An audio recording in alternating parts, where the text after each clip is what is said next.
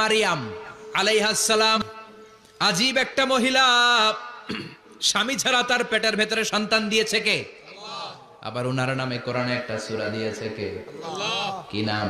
Mariam. সূরাতু Mariam, calf হা ইয়া আইন সাদ, যিকরু রাহমাতি রাব্বিকা আবদাহু জাকারিয়া। আল্লাহু আকবার।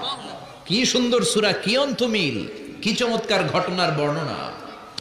উনার নামেও সূরা, উনার ফ্যামিলির নামেও সূরা। উনার আব্বার নাম ইমরান, মায়ের নাম হান্না বিনতে ফাকুজ। উনাদের ফ্যামিলিটা আল্লাহর কাছে এত প্রিয়, আল্লাহর একটা সূরা দিলেন ইমরানের পরিবারের সূরা। কোন সুবহানাল্লাহ। কোরআনের 3 নাম্বার সূরা, সূরাতু আলে ইমরান। কি নাম? আলে ইমরান। সূরাতু আলে ইমরান।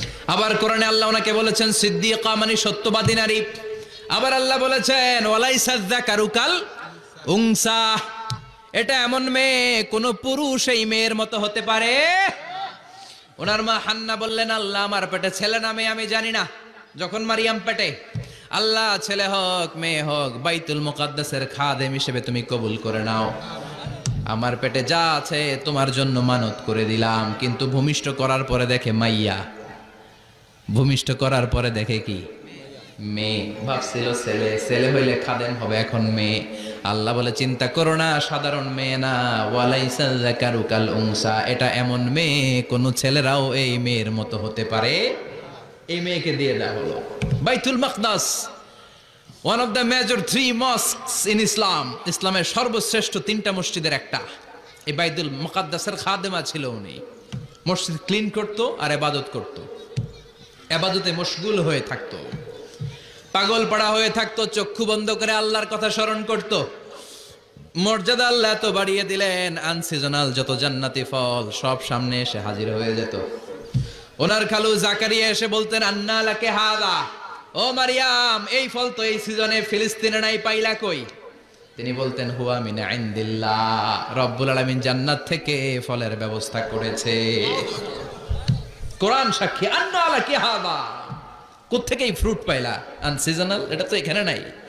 উনি বললেন, হুয়া মিন ইনদিল্লাহ, ইন্নাল্লাহা ইয়ারযুকু মান ইয়াশাউ বিগাইরি হিসাব, আল্লাহ এরকম যারে চায় বিগাইরি হিসাব রিজিক দিয়ে থাকে। সুবহানাল্লাহ বলেন। সব সময় আল্লাহর ইবাদত, সব সময় তাহাজ্জুদ, সব সময় জিকির করতেন, লা ইলাহা লা ইলাহা ইল্লাল্লাহু মুহাম্মাদুর রাসূলুল্লাহ। ওনার পুরো জীবনের কোনো মুহূর্ত আল্লাহর জিকির থেকে খালি যায় নাই, সব সময় ইবাদতে মশগুল, সব সময় কি? তার মানে মারিয়ামের জীবনী থেকে আমাদের শিক্ষা, আমার মায়েরা বোনেরা ইবাদতে মশগুল থাকতে হবে। কিন্তু দুর্ভাগ্যজনক হলেও সত্যি, আমার বোনেরা জি বাংলা নিয়ে মশগুল থাকে। ওনারা মশগুল থাকে ঠিকই, তবে ইবাদত নিয়ে না। কি নিয়ে? কথা কন। জি বাংলা কি এখনো দেশে চলে? স্টার জলসা এগুলো চলে, কিরণমালা এই সিরিয়ালগুলো চলে। নতুন সিরিয়াল আসছে, নাম কত কয়েকটা, ওয়াজ মাহফিলে বলা লাগবে আমাদের। কি নাম, কি চলে এখন জানো না তুমি? সর্বনাশ, পাগলের মতো মহিলাগুলো বসে থাকে, রাতে দেখতে না পারলে সকালে কাজা কাফার আদায় করে। আছে না নাই? কাজা আদায় করে ফেলে সকালে। খবরদার, জি বাংলা, স্টার জলসা, হিন্দি মুভি নিয়ে মশগুল থাকা যাবে না আমার বোনেরা।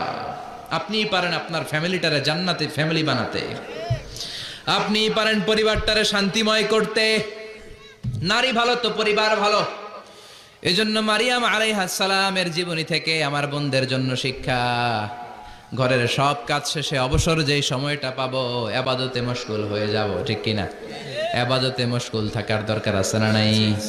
তাহলে মারিয়ামের মতো আপনাদের মর্যাদাও বাড়িয়ে দিবে কে? কয়জনের জীবনী গেল, আর বাকি কয়জন শুনবেন? কষ্ট হচ্ছে? এরপরে বিশ্বনবীর প্রথম বউ খাদিজা। কি সুন্দর নাম, খাদিজা বললে ভালো লাগে না? প্রথম নারী যিনি কালিমা পড়ে ইসলাম ধর্ম গ্রহণ করেছেন, আমাদের আম্মা জান।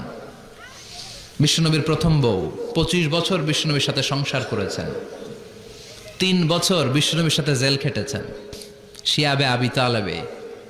কেমন বউ? জামাইও জেলখানায়, বউ জেলখানায়। বিশ্বনবীর সবগুলো বাচ্চা সন্তান, ছেলে মেয়ে এই মহিলার গর্ভ থেকে এসেছে, একজন ছাড়া, ইব্রাহিম। ইব্রাহিম বিশ্বনবীর আরেক বউ মারিয়ার গর্ভে এসেছে, বাকি সব খাদিজার গর্ভে। যে আমরা ফাতেমা, বিশ্বনবীর কন্যার নাম কি? তো ফাতেমার মায়ের নাম কি? খাদিজা। সুবহানাল্লাহ। ফাতেমা, রুকাইয়া, উম্মে কুলসুম, জায়নাব, এই চারজনের মাই খাদিজা। আবার আব্দুল্লাহ, কাসেম, এদের মায়ের নামও খাদিজা। বিশ্বনবীর সব সন্তান এসেছে খাদিজার পেট থেকে। বরকত বেশি না কম? বিশ্বনবী ভয় পেলে খাদিজার কাছে গেলে ভয় কেটে যেত। সাহস যোগাতেন, শেল্টার দিতেন, ছাতার মতো মাথার উপরে দাঁড়িয়ে থাকতেন। আল্লাহু আকবার। বিশ্বনবী বলতেন, রুজিক তো হুব্বাহা, খাদিজার ভালোবাসা আমার অন্তরে আল্লাহ রিজিক হিসেবে দিয়েছে। আবার বিশ্বনবী বলতেন, আল্লাহ যেই কিয়ামতের দিন বন্ধু বন্ধুরে চিনবে না, ভাই ভাইরে চিনবে না, কেউ কাউরে চিনবে না, ওই কঠিন দিনে আমি আমার খাদিজারে যেন ভুলে না যাই, আমার খাদিজারে যেন দেখা মাত্রই চিনতে পারি এটা আমার খাদিজা। খাদিজাকে নিয়ে মা আয়েশা একদিন একটা কটু কথা বলেছিল। ও নবী, কবে আপনার এই বুড়ি মহিলা, বুড়ি বউ খাদিজা ইন্তেকাল করেছে, তারপরে কত সুন্দরী সুন্দরী বউ আমরা এসেছি, আমগরে ভালো লাগে না? খালি বুড়ির কথা কেন? খালি ওই বুড়ির কথা স্মরণ করেন। আমরা আছি, আমাদের দিকে তাকান, আমরা কত সুন্দরী, আমরা কত ভালো। বিশ্বনবী রেগে গেলেন, মা আয়েশাকে এইভাবে ধরলেন। জীবনে কোনোদিন কোনো স্ত্রীর গায়ে হাত তোলে নাই, শুধু ওই দিন মা আয়েশাকে এইভাবে ধরেছিলেন আর বলেছিলেন, আয়েশা খবরদার জীবনে এই কথা বলবা না। আমার খাদিজা আমার বিপদের দিনের সঙ্গিনী, তোমরা আমার সুখের দিনের সঙ্গিনী। তোমরা কেউ আমার সাথে জেল খাটো নাই, খাদিজা আমার সাথে জেল খেটেছে 3 বছর। কয় বছর? খাদিজা যখন ইন্তেকাল করলো, বিশ্বনবী কবর দিলেন, দোয়া করলেন আর কাঁদলেন। সাহাবারা দোয়া শেষে চলে যায়। আবু বকর বললেন, নবী কবর দেয়া হলো, খাদিজাকে দোয়া করা হলো, এবার চলেন। বিশ্বনবী তবুও যান না। বিশ্বনবী বললেন, আবু বকর তোমার মনে চাই তুমি ঘরে ফিরে যাও, আমি যাব না, আমি দাঁড়িয়ে থাকবো। খাদিজার কবরের 3টা প্রশ্নের জবাব আমি বিশ্বনবী দিয়ে তারপরে ঘরে ফিরে যাব। সাইয়েদনা জিবরাইল এসে বললেন, নবী আর কান্না করবেন না, আর দাঁড়িয়ে থাকবেন না, আর বায়না ধরবেন না, বন্ধুর সাথে চলে যান। খাদিজার কবরের 3টা প্রশ্নের জবাব নিয়ে আপনার টেনশনের দরকার নাই। টেনশন কার? আপনি তাড়াতাড়ি চলে যান। আপনার স্ত্রী খাদিজা যদি কবরের 3টা প্রশ্নের জবাব দিতে কোনো ভুল করে ফেলে, আরশের উপর থেকে আল্লাহ নিজেই জবাব দিয়ে দিবে।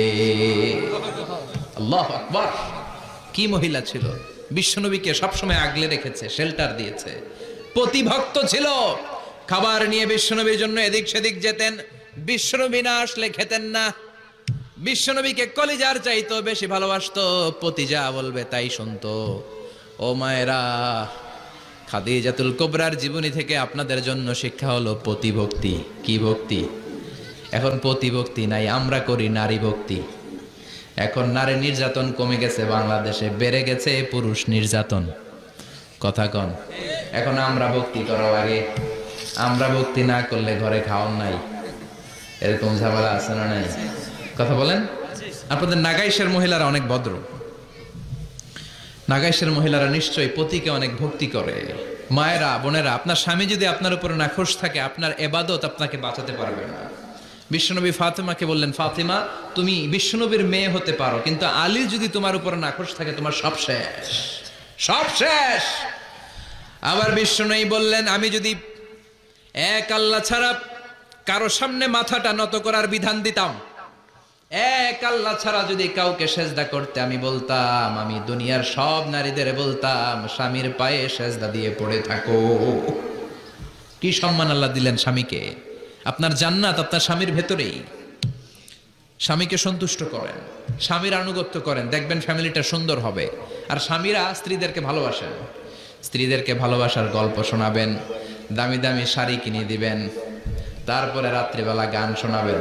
আধরাতে যদি ঘুম ভেঙে যায়, মনে পড়ে মোরে প্রিয়, চাঁদ হয়ে রব আকাশের গায়ে, বাতায়ন খুলে দিও।